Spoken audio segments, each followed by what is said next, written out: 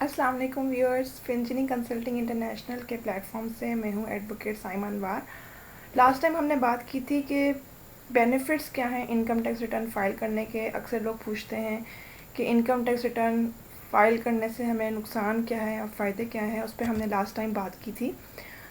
आज की हम वीडियो में जो बात करेंगे वो बहुत ही बेसिक क्वेश्चन पे करेंगे। अक्सर क्लाइंट्स मेरे, अक्सर फ्रेंड्स और फैमिली मेम्बर्स मुझसे ये क्वेश्चन करते हैं कि हम रिटर्न क्यों भरें, मतलब सबमिट क्यों करें। मतलब हमारी सैलरी ही इतनी नहीं है कि हम रिटर्न फाइल करें, या हमारी सैलरी पे टैक्स ऑलरेडी डिडक्ट हो जाता है, या हमारे बिज़नेस पे इतना मुनाफा ही नहीं आता कि हम उस पर रिटर्न फाइल करें।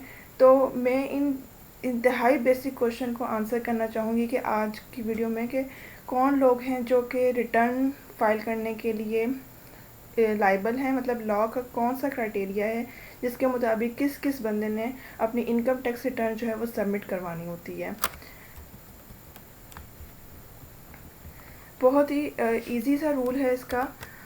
वो ये कि आप में से जो भी कंपनी है, प्राइवेट लिमिटेड है, पब्लिक लिमिटेड है, लिस्टेड है, अनलिस्टेड है, जो भी लॉ के मुताबिक कंपनी के तौर पर इनकॉर्पोरेटेड है, उसने अपनी रिटर्न फाइल करनी है। चाहे वो मुनाफे में है, चाहे वो नुकसान फ़ायदे में है या नुकसान में है, उसने रिटर्न फाइल करनी है। इसके बाद जो कि वेलफेयर इंस्टीट्यूशन है, कोई नॉन प्रॉफिट ऑर्गेनाइजेशन है, चाहे वो किसी भी लॉ के अंडर रजिस्टर्ड है, कोई सोसाइटीज़ एक्ट है, कोई अंडर सेक्शन 42 की कंपनी है, कोई और ट्रस्ट है, तो उसने भी अपनी जो रिटर्न है वो फ़ाइल करनी है। अगर आपके पास एनटीएन है तो फिर भी आपने अपनी रिटर्न फाइल करनी है। एनटीएन मतलब कोई कहेगा कि मैंने एनटीएन क्यों बनवाना होगा। बाज़ औक़ात आप लोन अप्लाई करने के लिए अपना एनटीएन बनवाते हैं, या कोई गाड़ी के लीज़ पे लेने के लिए एनटीएन बनवाते हैं, या हो सकता है कि आपके एम्प्लॉयर ने आपका एनटीएन बनाया हो।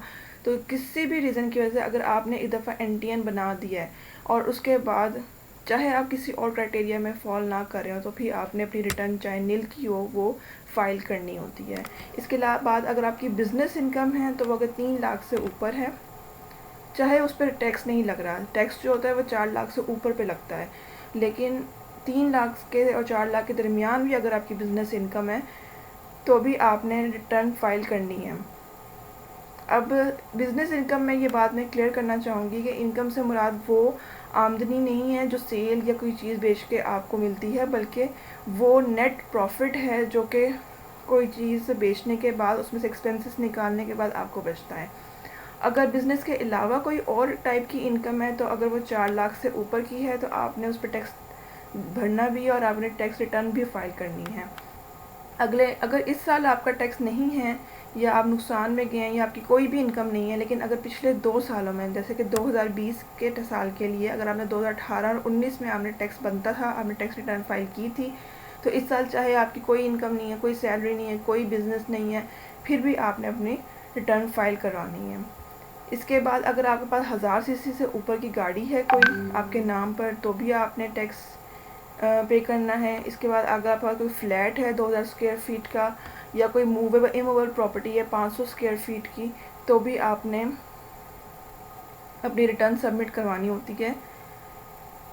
चाहे वो इनहेरिटेड हो, आपको सक्सेशन के थ्रू कोई ज़मीन वगैरह कोई चीज़ मिली हो, लेकिन अगर वो 500 स्क्वायर यार्ड से ऊपर की है और वो सिटी एरिया के अंदर है, रेटेड एरिया के अंदर है, तो आपने अपनी रिटर्न फाइल करवानी है, चाहे आपकी कोई और इनकम है या नहीं है। फॉर एग्ज़ाम्पल एक स्टूडेंट है, एक बच्ची है, वो कॉलेज जाती है, लेकिन अगर उसने के पास उसके इनहेरिटेड कहीं से कोई पेरेंट्स की तरफ से या कोई ग्रैंड पेरेंट्स की तरफ से कोई प्रॉपर्टी आ गई है, तो भी उसने अपनी रिटर्न फाइल करनी है और उसके ऊपर अपनी टैक्स ना भी बनता हो, लेकिन उसने अपनी एसेट शो करानी है। तो हो सकता होपफुली आपका इससे बहुत सारे क्वेश्चंस आंसर हुए होंगे और आप लोगों को पता चले होगा कि कौन लोग हैं जिन्होंने रिटर्न फाइल करनी होती है और कौन लोग हैं जिन्होंने रिटर्न नहीं फाइल करनी है। Thank you so much.